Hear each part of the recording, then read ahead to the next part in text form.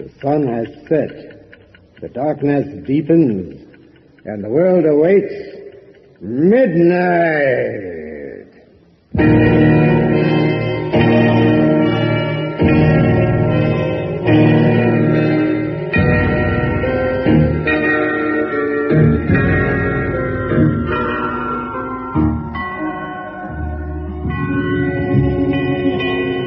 Welcome. Once again, this is your host, Grave. Good to see you've returned. For another half hour of mystery and mayhem. And have we got a show for you? It was devised by one of our Staff writers. We keep them locked up in our dungeon every day until they produce a suitably grisly tale for your enjoyment. Now, for instance, this week's story took only a few hours to write. We merely locked the writer into a clever little torture device. And between screams, he knocked out the story. Yes, torture's such a pleasant way to get people to work. What a shame more companies don't use our method. Or do they? Well, since we worked our poor author so hard, let's see what he has in store for us.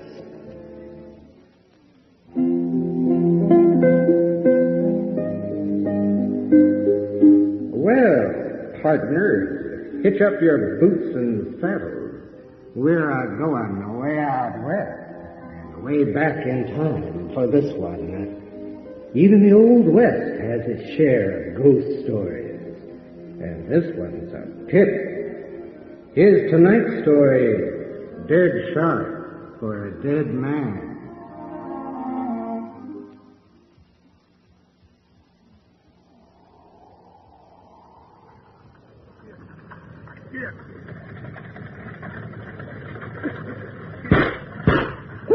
Whoa there! Whoa!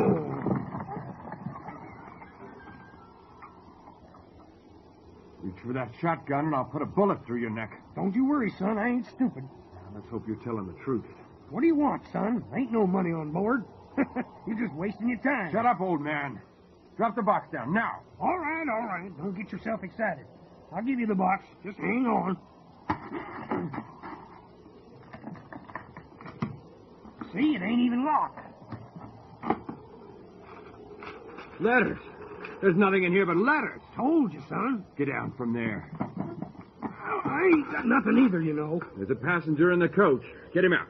You don't want to bother him. He's just some poor drummer. Ain't no call. Get him out.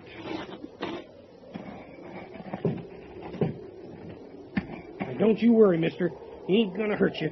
He's just after some money, ain't you, son? My money? He wants my money, but it's all I've got. I can't give him my money. I'm going to meet my daughter. This is hers for a ranch. Calm down, mister. Your money ain't worth your life. You're wrong, sir. This money is my life. The driver has a point, friend. I'll take your money any way I have to. No, you're wrong. You'll never get the chance. I've got a gun, too, you see, and I know how to use it. Mister, don't! You killed him. You forced my hand. You've done it now, son. They'll hang you, sure. What? They'll hang you, son. Hang you! No. Oh, yeah. They'll hang you. I didn't mean to kill him. Don't matter to a dead man what you mean to do. I'm not going to hang. How you gonna avoid it, son? They'll never know it was me. I'll tell them. You don't scare me. I seen the look of you when you pulled the trigger. You was scared, son. Death scares you. You're wrong, old man. I'm not afraid of anything. Wait, son. Wait now. What are you gonna do? No! No!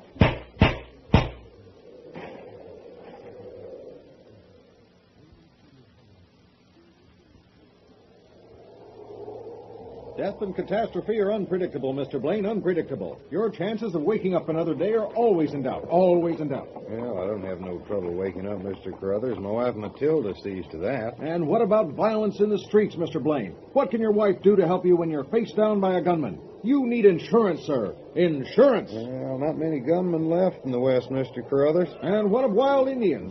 The nearest Indians in St. Mary's. Works in Mr. Dade's livery stable. He don't worry me. It seems to me you're taking this rather too lightly, Mr. Blaine. Too lightly. Seems to me you've got a pretty cockeyed view of life in the West, Mr. Carruthers. We're civilized out here, like they are in Chicago.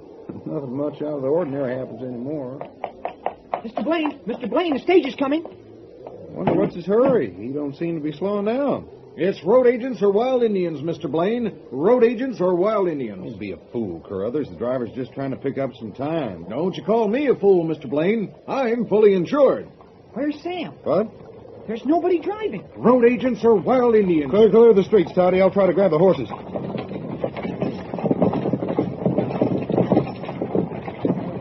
Oh, boy. Oh, yeah.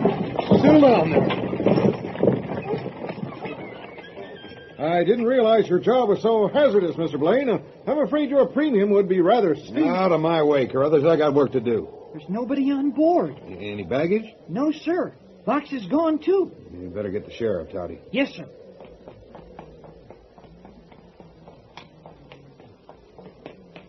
Sheriff Boland? Sheriff? Well, the sheriff's not in. Where is he, Chico? I had to go down to the Gap, serve some papers on old man McKittrick. I'm in charge till he gets back. Stage is in. Yeah, every Wednesday. It's been robbed. You sure? Sam's missing. So's the strongbox. Any passengers? Nobody on board. Yeah, I better go see.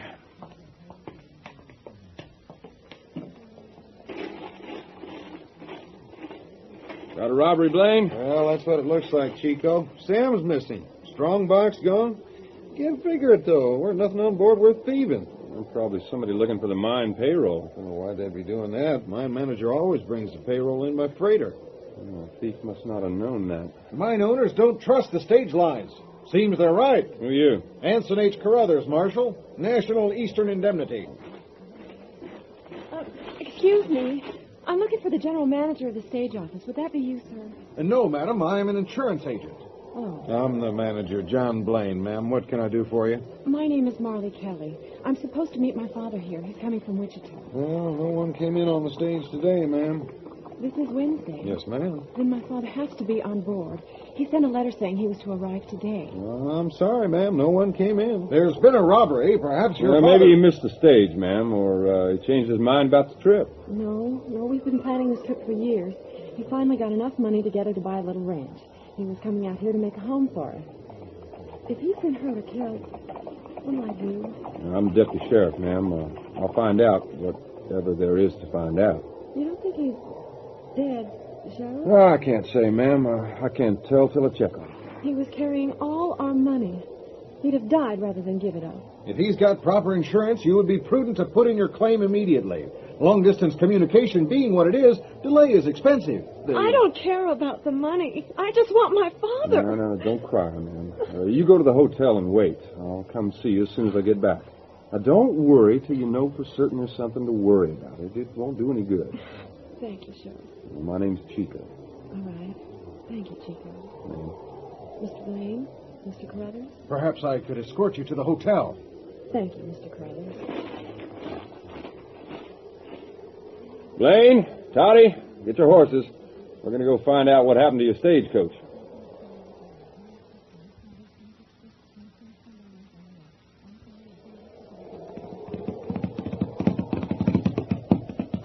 There he is. There's Sam. You done some mighty good tracking, Chico. He's right where you thought he'd be. Yeah, it's the best spot for an ambush on this end of the trail. It figures he'd be here. How is he, Toddy? I think he's dead, Mr. Blaine. 3 bullets in his chest. Where's the other one? Where's Kelly? Don't see anybody else here. He's got to be around here somewhere. Look around. Maybe he got away. No, he's here. I know it. You check over in the scrub, Toddy. There's nothing here, Chico. Look again. But, Chico... There's a man's body here someplace, and I want him found. Now get back into that scrub and find him. There's no place to hide a body around here. Kelly either got away or he wasn't aboard in the first place. What? We don't know Kelly was on board. All we got is his daughter's letter. Maybe he missed the stage or changed his mind. Maybe. That's good news for Miss Kelly, isn't it, Chico? Yeah, good news for Miss Kelly.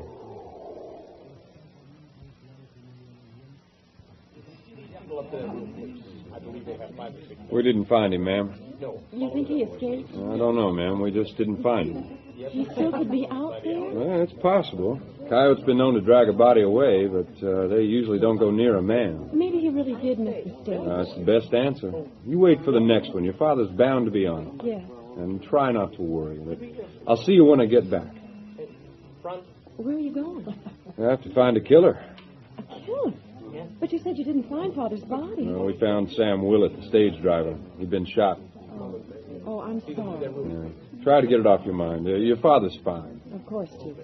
You've been ever so kind. I'll do as you say. I'm certain you're right. I am right, Marley. You'll see.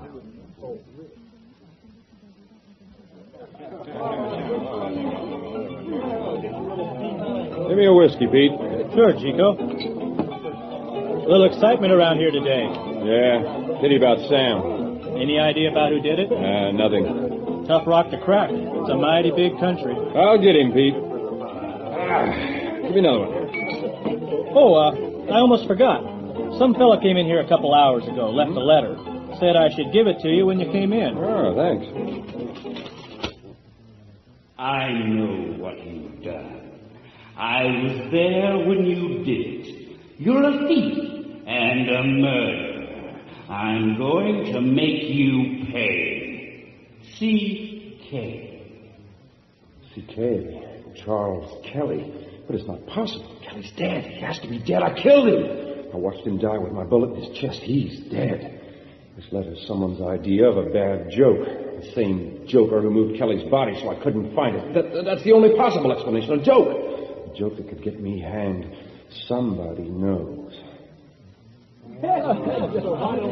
Chico? Chico, are you okay? You look a little pale. Chico. Who gave you this? Just a stranger. Never saw him before. I thought maybe he was a friend of yours. Well, what did he look like? Hard to say. Nothing stands out. Damn it, Pete, you must remember something. What did he look like? Okay, you're turning red. Let's see. He was about your size, maybe a little smaller, dressed in a black suit. And he had a gold watch. I thought that was strange because he asked me for the time. Why'd he ask me for the time when he had a watch of his own? I believe I can answer that for you. What do you know about it, Carruthers? I was conversing with the gentleman briefly concerning the state of his personal coverage against accident. He told me he really didn't need further coverage as his position was quite accident-proof. Accident-proof. Amusing notion. I was about to change his perception of his needs when he pulled out his watch and averred that he had no time to discuss it. But he couldn't have told a thing by that watch. Why not? Why, it had a bullet hole clean through it.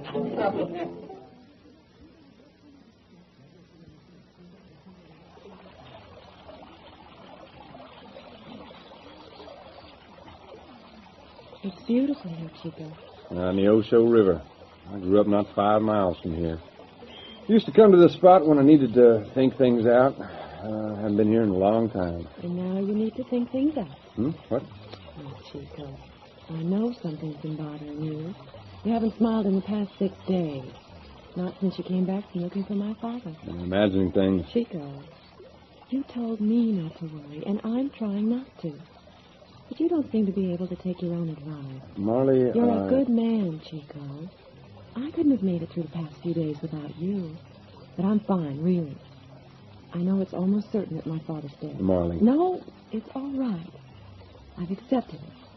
He would certainly have telegraphed by now if he'd missed the stage. Marley, I'm sorry. I've done my crying, Chico. I'm ready to go on. There's no more need for you to protect me. It's got nothing to do with your father, Marley. Believe me. Well, what is it then? You've helped me. Let me help you. I'm a lawman, Marley. I've run up a few debts over the years. A lot of men wouldn't mind seeing me in an early grave. What is it? Just a chill. Such a warm afternoon. You sure you're feeling all right? Just the wind spirit. Chico. The Indians say a man has 2 spirits. The earth spirit is the active part of him, the part that lives. The wind spirit is a higher part, the part that judges whether the earth spirits lived a good life or an evil one. Sometimes, on a warm afternoon, for no apparent reason, a man begins to shake with a chill. Indians say it's the wind spirit blowing through his body, warning him to change his ways. Mother always said it was a goose walking over her grave. What? A chill on a warm day. Done a lot I'm sorry for, Marley. A lot of things that would make you hate me. Nothing can make me hate you, Chico. You're wrong. I hope you never find out how wrong. No, I'm getting a chill. Let's get back to town.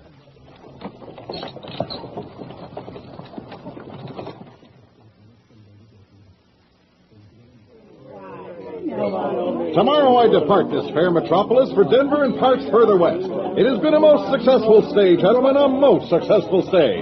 The imbibation shall fall generally at my behest. Mr. Carruthers. Oh, it's you. I have a letter for the deputy sheriff. Would you be so kind as to give it to him when he comes by? Why don't you give it to him yourself? He's really quite interested in meeting you, you know. I'm sure he is. And so he shall. Soon. My work here will be done before the stage arrives tomorrow. Will you take the letter for me? Yes, give me the letter. Although I must say I think your behavior is absurd. Ridiculously absurd. Chico, looks like you finally get to meet your mystery man. Where is he? Right over here. Hey, where'd he go? He was just talking to Mr. Carruthers here. Where is he, Carruthers? I don't have the slightest idea, Sheriff. I was talking to him 1 minute, turned away when you came in, and he was gone. Just vanished. If you're lying to me, Carruthers, I'll break you in two. Oh, no, sir. I'm telling you exactly what happened. Exactly what happened. But he did leave you a letter, and he said you'd meet soon, before the stage arrives tomorrow. And you still can't tell me what he looks like? No, his face just doesn't seem to register. He must be quite common, exceedingly ordinary. Oh, shut up. Give me the letter. I'll meet you in the street at sundown. I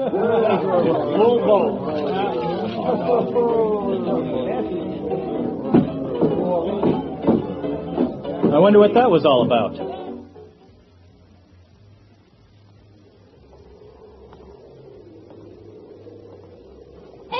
Mr. Chico! What do you want, boy? You dropped your watch, Mr. Chico, here. Oh, thanks. Hey, this isn't my watch.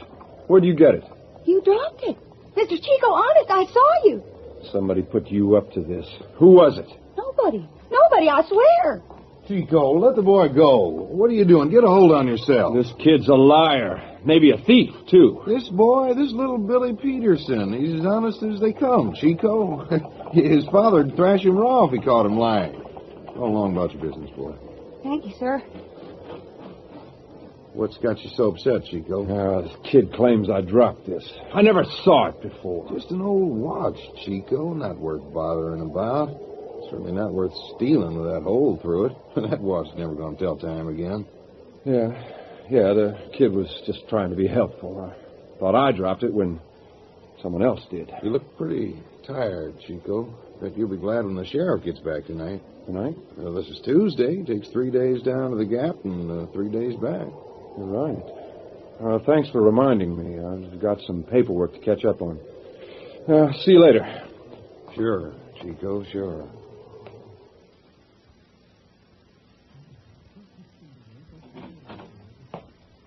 Who are you? Tobias Fell, Sheriff. I work for Mr. Grunding. The Undertaker? Mortician, sir, is the preferred term nowadays. What do you want from me? I have the stone you requested. I haven't requested any stone. But you have, sir. Your representative was here only yesterday. He insisted it was a rush job, paid us extra to do it. I told him I couldn't do a great deal of carving in so short a time, so he settled for the initials and the year of the deceased. C.K. Died 1888. What are you trying to pull? I didn't order any stone, you understand me? Well, what do you expect me to do with it? It's already been carved. I leave that up to your imagination. Now get out! C.K. What do you want from me, Kelly? Your money? If you're alive, it has to be the money. And you must be alive. I don't know how, but you must be alive. I'll give you back your money, Kelly. I don't need it. I'll do whatever you want. Just leave me alone. What? The watch. It's ticking. No, it's impossible.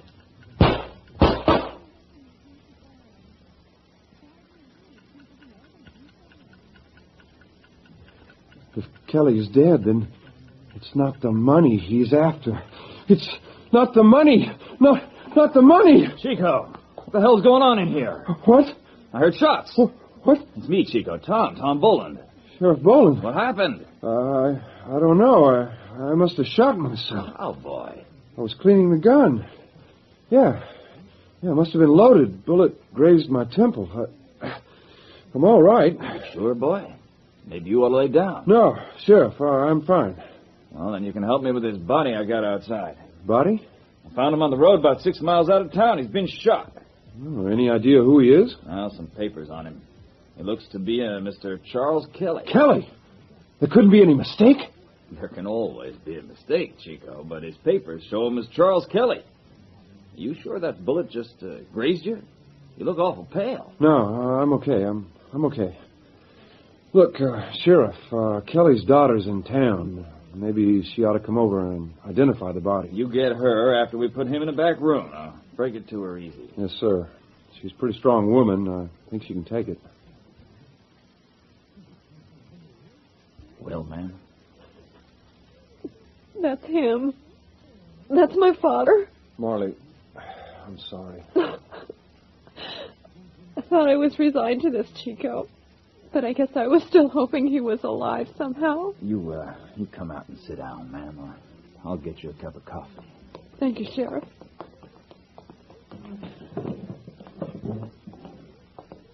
You're all I got now, Chico. Me? But, I don't know anybody else here. My father was the last relative I had in this world. Oh, there's got to be somebody. Just you, Chico. I love you. You can't love me, Marley. You don't know what you're saying. That's a mighty beautiful lady there, Chico. She may be crazy, but I wouldn't turn her down. I'm not good enough for you, Marley. I've done things. You're a good, kind man, Chico. I've got to put my horse out before sundown. You've been riding solid for 6 days straight. Let me do it for you. You stay and comfort Miss Kelly, Chico. From the sound of things, you're the better man for the job.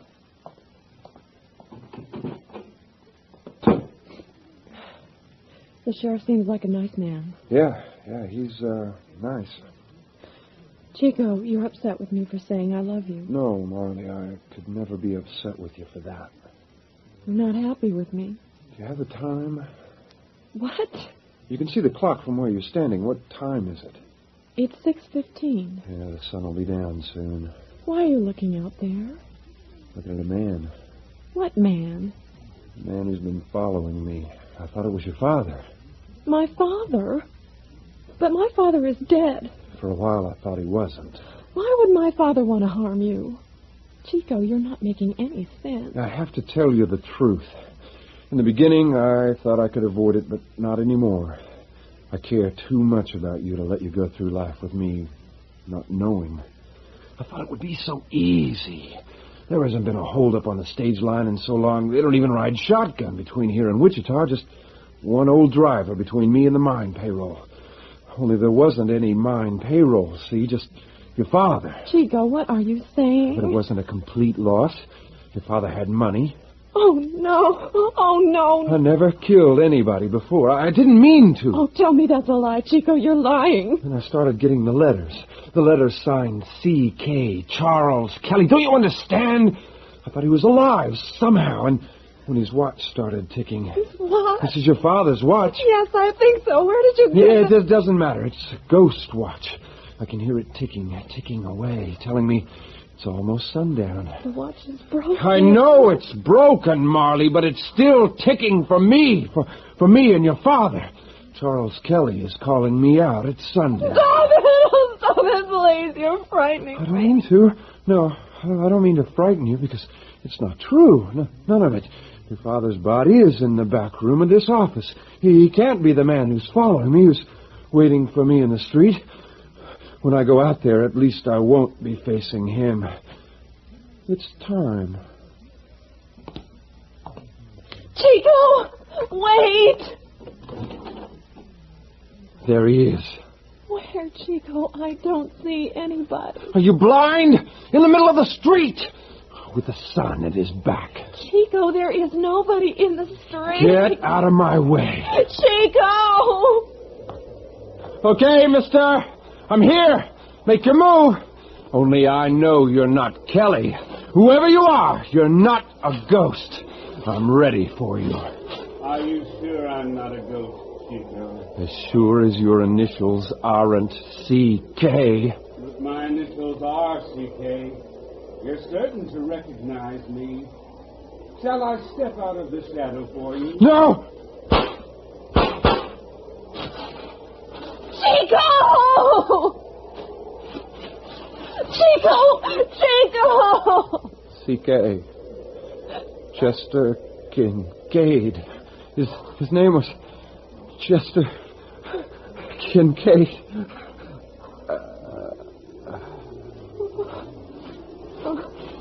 He's dead, man. I'll take him over to the funeral parlor. You better get back to the hotel. Aren't you going to do something? This is murder. Maybe. Did you see it happen? I don't know. I just... Hear anything? No. I just saw him fall. I don't see any bullet wounds. You? No, but... Not even any blood. But he told me the name of the killer. You what? Before he died. His last words were the killer's name. Chester Kincaid. Chester Kincaid? You're sure that's what he said, ma'am? Yes. Chester Kincaid. I haven't heard that name for a long time. Seemed like ever since he was a boy, we just called him Chico.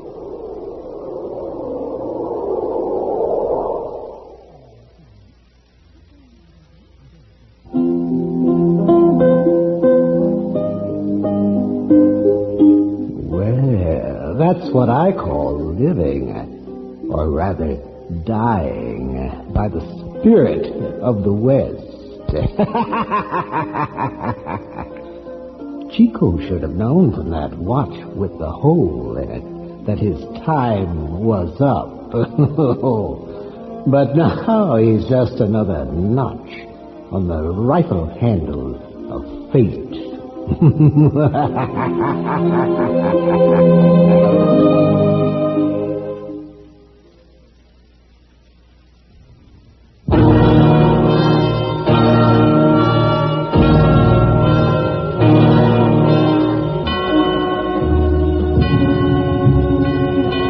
Dead Shot for a Dead Man was written by Eric Baldwin and directed by Roger Rickner.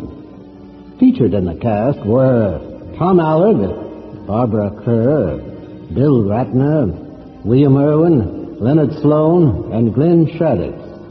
Also heard were James McAfee, Arthur Dutch, Martin Battlestein, Michael Vernon, Robin Riker, and Bob Farley. Sound effects by David Surtees, with Mark Trella. Production assistance by Catherine Arms. Engineering by Gil Jones. Midnight is a Roger Rittner radio production. Now, until we meet again, this is your host, Graves, reminding you that wherever you are, it may not be midnight now, but it soon will be.